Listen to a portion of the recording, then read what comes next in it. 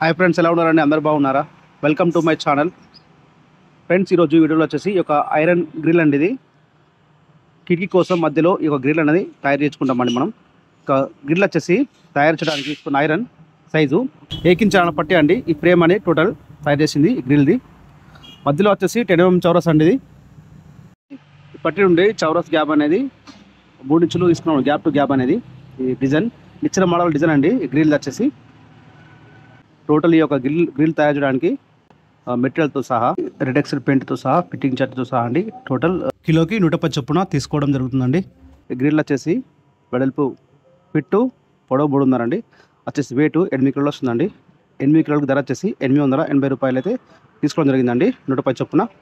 అయితే ఫ్రెండ్స్, మేము తయారు చేసే సమయంలో రేట్ అనేది ఈ విధంగా ఉన్నాయండి.